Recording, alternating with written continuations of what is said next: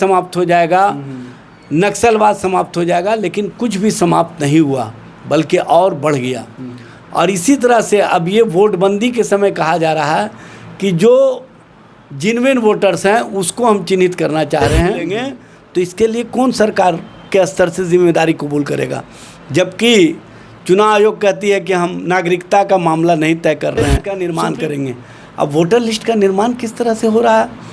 BLO बिना आपके अनुमति के, बिना आपको पावती रसीद दिए, बिना आपको रिसीविंग का रसीद दिए वो फॉर्म ले रहे हैं। अब वो फॉर्म फिलअप कर भी रहे हैं कि नहीं कर रहे हैं, डॉक्यूमेंट्स वो डाल भी रहे हैं कि नहीं डाल रहे हैं, इसका कोई कहीं पर आया है क्या कि हाँ हमारा डॉक्यूमेंट डाल दिया गया? लेकिन मेरी पत्नी का बिना मेरे अनुमति के, बिना मेरे परिवार के दस्तखत के उसको फिलअप कर दिया गया।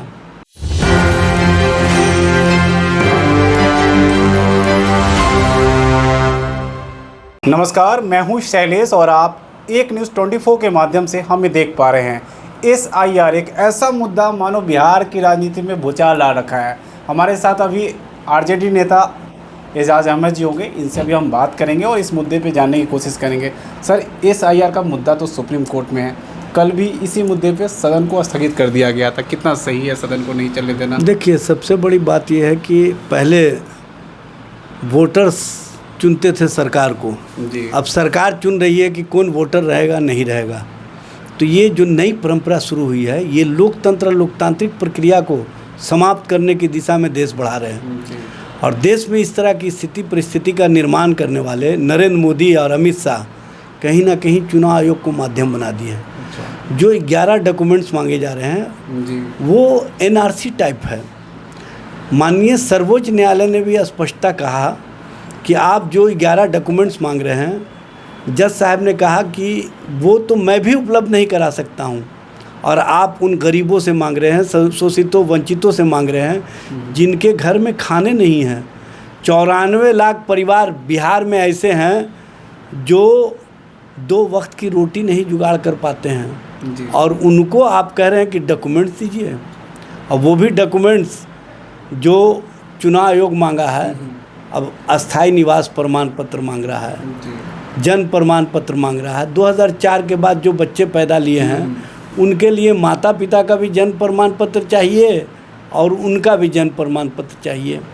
बड़ी बात आपने कही कि पहले वोटर सरकार को चुनते थे, अब सरकार वोटर को चुन रही है।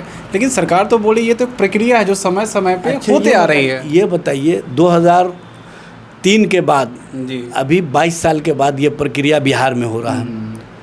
लेकिन 2003 में इस तरह की प्रक्रिया तो नहीं हुई थी कि आपको डॉक्यूमेंट्स देना है। अब प्रक्रिया इससे पहले ये 7 जनवरी को फाइनल करके आपने कह दिया कि इसी वोटर लिस्ट के आधार पर अब 2025 के चुनाव होंगे। उसके बाद आखिर क्या कारण आ गया कि एकाएक 24 जून को आपने नोटिफिकेशन जारी कर दिया? उसी तरह से जैसे नरेंद्र मोदी ने 8 नवंबर 2016 को एकाएक टीवी चैनल पर आकर के घोषणा किए कि आज से, अभी से जो मान्य नोट है वो अब चलंत में नहीं रहेंगे। देश में तानाशाही का प्रयोग उसी दिन से किया गया और देखने का काम किया गया कि देशवासी कितना सहन कर सकते हैं। जब देख लिया नरेंद्र मोदी सरकार ने, भारतीय जनता पार्टी ने, कि देश और देशवासियों को हम चाहे जितना भी तकलीफ दें लेकिन उनको धार्मिक मुलम्मे में चढ़ा करके हम सारे काम कर सकते हैं। तो सर आप ये कहना चाहते हैं कि जैसे नोटबंदी के टाइम कहा था कि इससे आतंकवाद समाप्त हो जाएगा, जाली करेंसी समाप्त हो जाएगा, गाँव से वंचित करना चाहते हैं, उनको पेंशन से वंचित करना चाहते हैं, उनके घर में फाके पड़ जाएंगे, भूखमरी की स्थिति आ जाएगी, उनको मनरेगा में जो जॉब मिलता है वो जॉब नहीं मिलेंगे। तो इसके लिए कौन सरकार के स्तर से जिम्मेदारी कबूल करेगा? जबकि चुनाव आयोग कहती है कि हम नागरिकता का मामला नहीं तय कर रहे हैं। सुप्रीम कोर्ट ने भी कह दिया कि आपको अधिकार नहीं है। ये गृह मंत्रालय का मामला, वो भी न्यायिक प्रक्रिया के बाद आप किसी के नागरिक अधिकार को चैलेंज कर सकते हैं। नहीं तो सर, ये चुनाव से पहले शायद आखिरी सत्र है।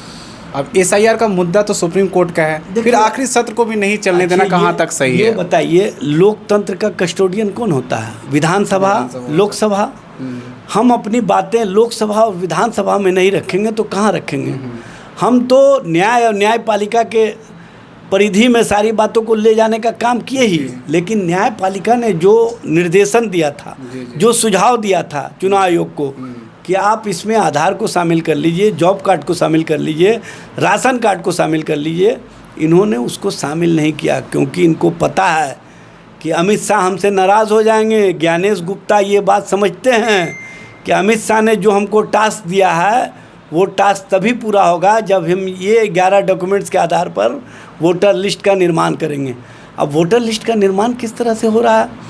BLO बिना आपके अनुमति के, बिना आपको पावती रसीद दिए, बिना आपको रिसीविंग का रसीद दिए वो फॉर्म ले रहे हैं। अब वो फॉर्म फिलअप कर भी रहे हैं कि नहीं कर रहे हैं, डॉक्यूमेंट्स वो डाल भी रहे हैं कि नहीं डाल रहे हैं, इसका कोई कहीं पर आया है क्या कि हाँ हमारा डॉक्यूमेंट डाल दिया गया?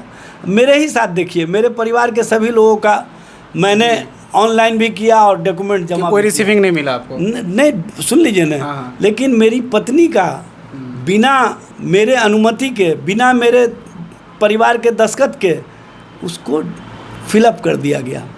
मैं BLO से पूछा, BLO इनकार कर दिए। BLO के ऑब्जर्वर थे, उनसे पूछा, उन्होंने इनकार कर दिया।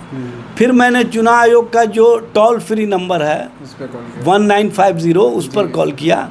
उस पर सिर्फ इतना ही दिया गया कि आपका कंप्लेन दर्ज कर लिया गया है, लेकिन कंप्लेन में ना डॉक्यूमेंट्स मांगा जा रहा है ना कुछ मांगा जा रहा है। तो इसी समझ लीजिए कि किस तरह की हमने भी बीजेपी नेताओं से आज बात की, उन्होंने कहा कि संभवतः किसी जगह ऐसा हुआ होगा। इसका मतलब ये कि पूरी प्रक्रिया पे सवाल नहीं उठाया जा सकता। भाई SIR में आपने देखा होगा बड़े बड़े पत्रकारों ने, बड़े बड़े न्यूज़ चैनलों ने सच्चाई दिखाने का काम किया।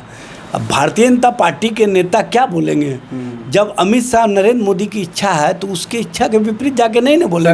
सभा किसी के बाप की जागीर नहीं है, इस तरह के बयान को आप कैसे? तेजस्वी जी ने ये बात नहीं कहा है भाई वीरेंद्र ने। सुन लीजिए ना, सुन लीजिए ना किस शब्दों पर कहा। जिस तरह से तेजस्वी जी के संबंध में बिहार के डिप्टी CM ने जिस भाषा का इस्तेमाल किया, अमर्यादित भाषा, अभद्र भाषा, और उन्होंने कहा कि तुम्हारे अनुसार नहीं चलेगा, तुम लोग जो चाहते हो वो नहीं होगा, डिक्टेट कर रहे थे। आसन ने भी उनको डिप्टी CM को डांटा।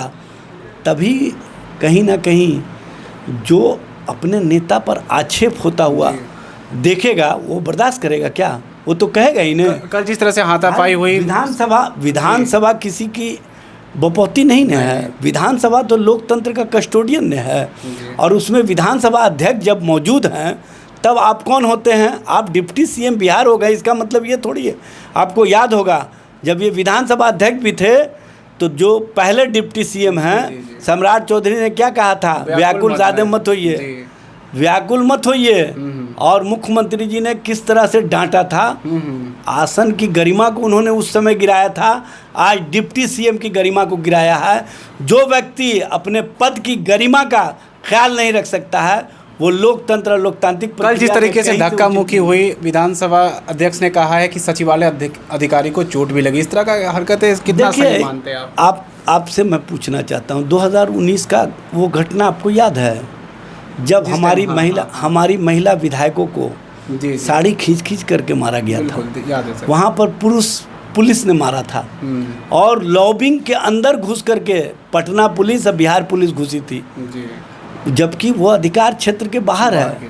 लेकिन इस तरह से लोकतंत्र लोकतांत्रिक प्रक्रिया का भारतीय जनता पार्टी और जनता दल यू के नेता जिस तरह से मजाक बना रहे हैं, ये मजाक चलने वाला नहीं है। और इसके खिलाफ हम लोग सदन से लेकर सड़क तक और न्यायपालिका से लेकर के हर स्तर पर इसका विरोध दर्ज कराने का काम करेंगे, क्योंकि जो सरकार चुनने वाले वोटर हैं वही नहीं रहेंगे तो लोकतंत्र कहाँ रहेगा? सरकार की मनमानी नहीं चलेगी। सरकार अपने मन से कुछ भी नहीं कर सकती। हम लोकतंत्र को मजबूत करने के लिए हर एक कदम उठाएंगे। सरकार नोटबंदी के थ्रू सरकार जिस तरीके से नोटबंदी की थी उसी तरह से वोटबंदी करने की तैयारी में है। कैमरामैन नीरज के साथ मैं शैलेश।